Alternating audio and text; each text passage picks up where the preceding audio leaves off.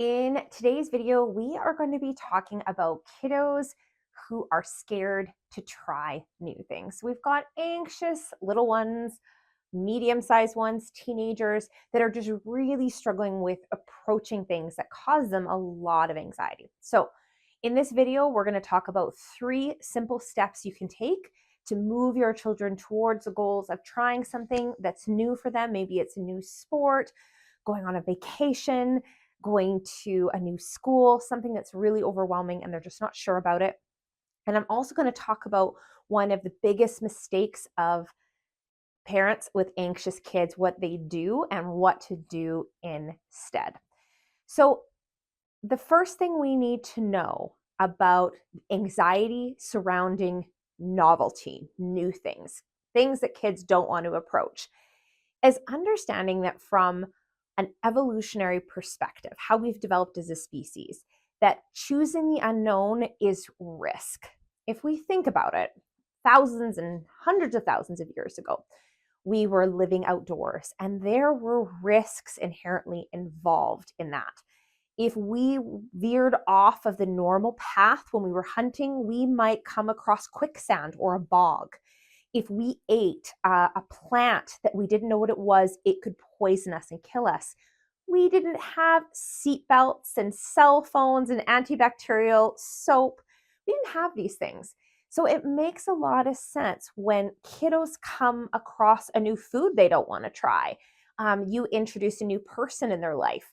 When they have to go to a new school or do an extra new curricular, while logically it doesn't seem like a threat, the older part of their brain, their amygdala, and also the brainstem, but we'll focus today mostly on the amygdala, signals an alarm because it's simply that in order to survive, we developed as a species to be cautious. Okay, so choosing the unknown equals risk. That doesn't mean that there's anything wrong with your child. However, some kids definitely are more cautious than others. Some of this is just based simply on their temperament. They might have a trauma history. Some kids are wired up naturally to be a little more anxious than others. There's lots of reasons why some kids more than others tend to be a little bit more questioning when it comes to trying new things, and others will hit it head on. They love the novelty. So I think one of the mistakes parents make is they will allow a child to avoid these new novel things. They let them avoid trying food, let them avoid trying the activity, whatever that is, because it makes sense. You love your child. You want to reduce their anxiety, right? We don't like to see our kids in pain. So if you're an empathic, caring parent, you're going to do whatever you can to reduce discomfort in your child. We have that need to protect our kids. Except the thing they're probably scared to try isn't actually going to hurt them. Now, telling them that is not going to go well. That would be a mistake right there. But I think we can acknowledge their discomfort, acknowledge the fact that this thing is hard, that it's uncomfortable. Trying something new is uncomfortable, and they feel fearful about this.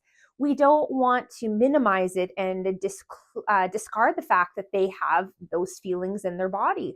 We can explain, it makes sense, trying new things. Our brain starts to pay attention. And we don't want to shove kind of kids into that situation right away. It's another mistake you can make as a parent, is just flooding them with their anxiety and hope that they'll make it out okay on the other side. So here are 3 steps you can take to move your child towards a new experience when they're anxious. The first kind of step is something called the magic question. And that involves saying this: do I feel nervous because this is dangerous or because it's new? Do I feel anxious because it's dangerous or because it's new? So what we can do is we can teach kids there is a part of their brain called the amygdala. And the amygdala is like a brain magnifier. It focuses on everything that could possibly go wrong in that situation. They get flooded by, what if no one likes me? And what if my teacher doesn't pay attention to me? And I won't be able to find my parents and I'm going to get hurt. There's all of these questions that come up. And so we start to think You tell kids, your brain starts what ifing itself. That's what that brain magnifier does, because it's actually trying to keep you safe. It's asking lots of questions because it doesn't want you to get hurt, because our brain's been doing this for a really long time, and for a long time it kept us safe. So the question is your brain what ifing you to keep you safe? Just because it's possible doesn't mean it's going to happen. So just like, you could get hit by lightning doesn't mean every time we go outside that that it's even likely to happen that you get struck by lightning, kiddo. It's 0.0001% chance. And maybe that's not to tell a 4-year-old, but we can say just because we go outside doesn't mean we're going to get a mosquito bite. Now, there are mosquitoes out there and that does happen, but that doesn't mean it's going to happen, just because it might happen. And if you've got a teenager, you might talk about the difference between probability and possibility. There's like flipping a coin. The probability is 50-50, right? So you can actually start even looking up statistics with your teens and tweens around some of these things. Okay, I think ultimately the big piece here is different than dangerous. Just because it's different doesn't mean it's dangerous. So we've asked the magic question. That's the first step. The second step is to focus on the facts. So there's this new situation that they're really not sure about. We want to search out what they know to be true. Absolutely. So if your child is scared to have a sleepover, what are the facts with the sleepover? Well, what do we know for certain, without a doubt, we can 100% predict? And that is, we might be able to predict what goes on. We can describe what goes on in the house. We know for sure that your child loves going to their friend's house. We know that their friend likes them. We know that we have fun with our friends. We don't know for sure that maybe they're concerned about having an accident. We don't know that's going to happen for sure. We do know for sure that we love spending time with our friend. And so what we're doing is we're engaging a part of the brain called the prefrontal cortex. And that actually will decrease the anxiety in the limbic system and send signals to that amygdala to start to calm down. So by doing something called focus the facts, we're actually enacting what's called the top-down strategy. So focusing on the facts. You can write these down with your child. We could say, what do we know to be certain about the situation?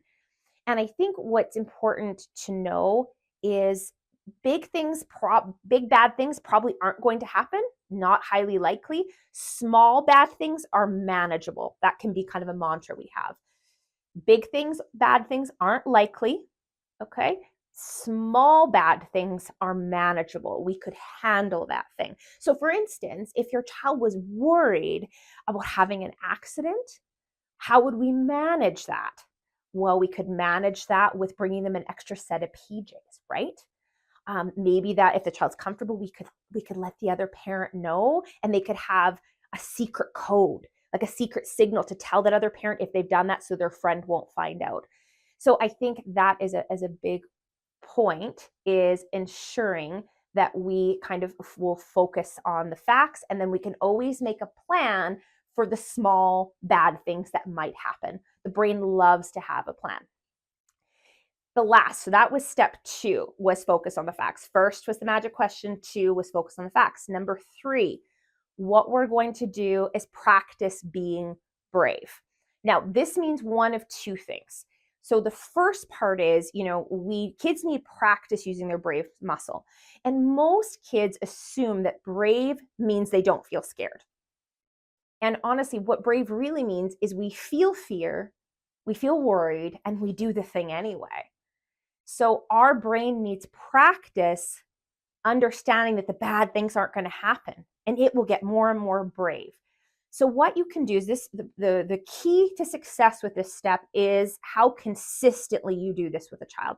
So if your kiddo is scared of sleepovers, because these happen so erratically, like it's maybe once a month, once every 6 months, whatever it is, we can't practice being brave every single day with that. So first focus on something simple they can do every single day to practice being brave. And it doesn't have to be the same thing. It's probably a different thing.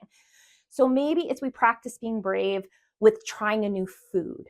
Okay. Or you practice being brave by saying hi to someone in the line at the grocery store, something they have a little bit of anxiety behind that they haven't done before. So the brain starts to realize just because something feels a little bit scary doesn't mean a bad thing's going to happen. So we practice being brave there. And we do it as consistently as possible, hopefully every single day. This will help build up that neural network of approaching things that we have a little bit of trepidation about, that we're a little bit scared of. The second thing you want to do is obviously you want your child to go to the sleepover, okay? So what we can do is develop a plan of these really small experiments, these kind of steps towards the big scary thing. And you have to get your kiddo on board for this to work, okay? We don't make this plan without their input. So we say, we know you want to go to the sleepover. So we really highlight the parts of themselves that light up when they think about doing this thing. So we want to basically evoke feelings of what we call futility. Ambiguity. So ambiguity means I have two kind of competing things at the same time and I have to sort through them. So part of me feels anxious, but a part of me is really excited at the possibility of like having the sleepover and getting to spend all night with my friends and doing fun things at the sleepover. So we have that piece. So how do we work towards that? How do we build up that brave muscle to move towards that systematically in small little experiments? So I always start off by scaling how big my kiddo's anxiety is, a 0 being no anxiety or no fear, and a 10 being like the anxiety is as big as this whole room. So we would come up with maybe, 5 or 6 steps towards the sleepover. And so maybe that, and again, we're collaborating with our child, but it might look like the first step is just spending time in the evenings at that friend's house. Okay. And again, we want think of it of a ladder, like a ladder they have to climb up. And that first step, that it's going to be like a 1 or a 2, like it's just a small amount of anxiety. And then each step up, that number gets a little bigger. And at the top of the ladder is the sleepover. So maybe the next rung of the ladder, and granted, each rung of that ladder, we need to practice a few times. Okay, it's not just once, unless their anxiety is 0 when they do it. So the idea is we do the experiment over and over and over until their anxiety is at 0. Okay, 0 or a 1, then we move on to the next piece. So maybe it's they go to a friend's house and they stay till bedtime. And then maybe it is we add a step where they stay at their friend's house till bedtime, but they wear pajamas.